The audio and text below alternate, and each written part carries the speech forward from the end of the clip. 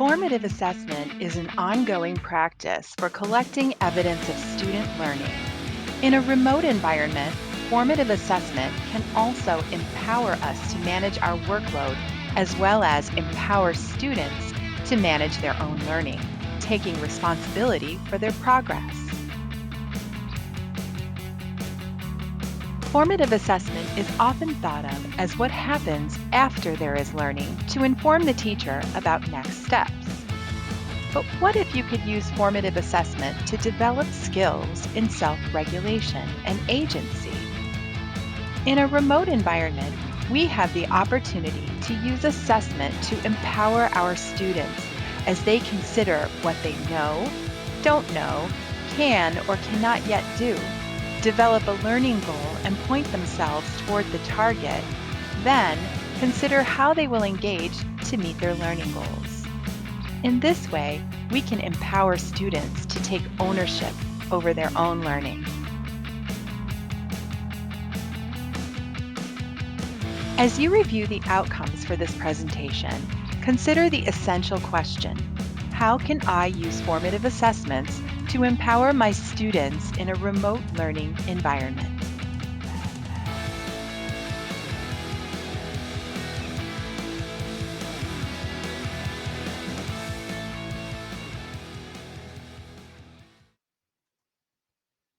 By identifying opportunities to assess, we can take steps to provide meaningful feedback for authentic learning.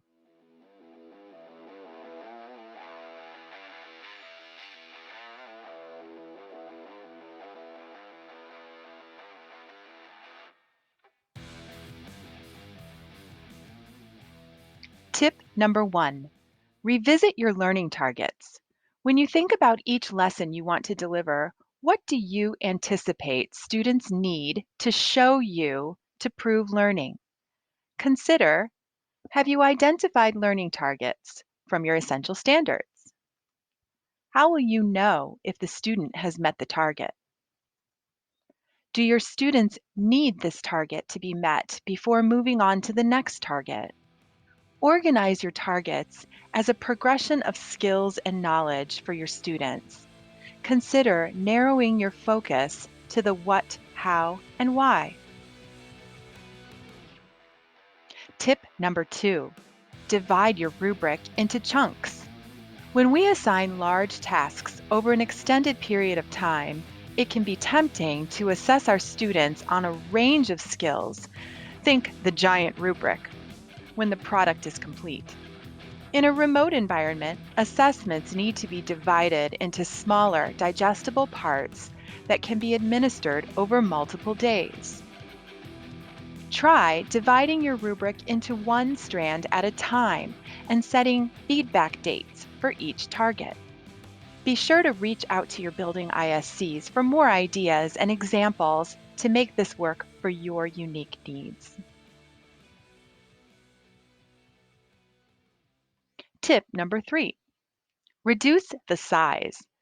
Try reducing the number of questions on your test into smaller quizzes or posted questions based on one learning target at a time. This will also provide you with more unused questions in your bank if you wish to reassess. Consider giving short, mini versions of a test over a period of days rather than all at once. Selecting the best assessment type for the information we need will help us manage our workload and engage our students. Tip number 4, consider the best fit for your learning target. In a remote learning environment, you will find that there are primarily two ways to assess your students: through personal communication and selected response. It's important to know when either will help you and your students to collect the evidence that will help them move forward. Consider using personal communication when you want to assess a skill or process a target, or collect authentic evidence of learning. Keep in mind that feedback will require more interaction and cannot be automated. Use selected response when you want to assess a knowledge or reasoning target. Provide students with an opportunity to self-assess or get a quick snapshot with quantitative results. Opt for tools that can have automated feedback and ensure that these are low stakes with regard to weight, ability to revise, grading, or point value.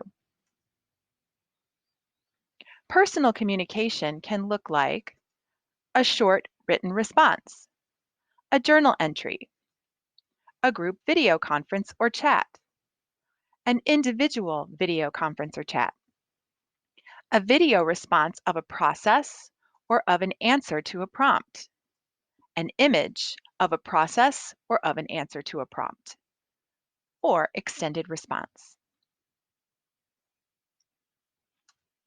Selected response can look like a multiple choice quiz, a fill in the blank question with a word bank, polls, true or false or yes or no questions, short answer when it is a single word or phrase, gamification like Quizlet and Kahoot. Check out the resources section of this folder for tutorials on both personal communication and selected response assessments. Tip number 5, invite students to make their thinking visible. Often, we are looking for evidence of student thinking more so than a correct answer that students can look up. Look for ways to prompt students to share how they came up with the answer. Invite students to contribute their processing on an issue. Ask students to share their experiences relating to an issue or topic. Tip number 6, less is more. Remember that a task might take a student less time in a physical classroom, whereas it is likely to take them more time in a remote setting because of the addition of technology variables. Work with PLCs and specialists to scale down your content to the essential learning targets. Create short, personal communication assessment tasks that allow students to affirm authentic learning. When giving tests and quizzes, especially at the secondary level, make sure they are in small chunks and are low stakes. Think of them as a chance for students to self-assess and decide on their next steps. In a remote environment, our students have an opportunity to manage their own learning when we communicate through assessment.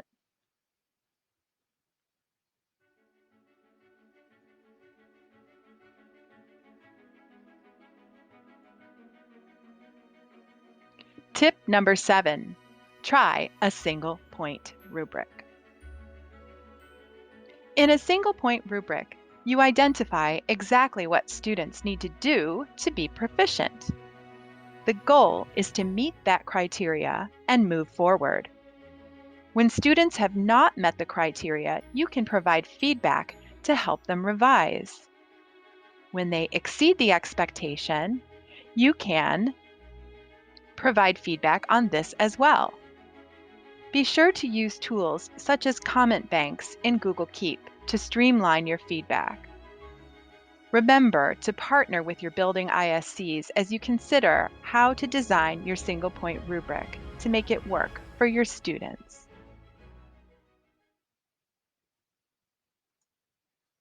Tip number 8, provide opportunities for self-assessment. Students take ownership over their learning when they know where they are going, and what they need to do to get there. Self-assessment is a skill you can teach and implement regularly to empower your students. Here are some ways you can implement self-assessment in your remote environment. Try yes/no features in your synchronous sessions. Provide simple, student-friendly rubrics that students can use to evaluate their own work. Empower your students. Ask them to reflect after they take a quiz. Check out the resources section of this folder for tech tools to help you implement these ideas.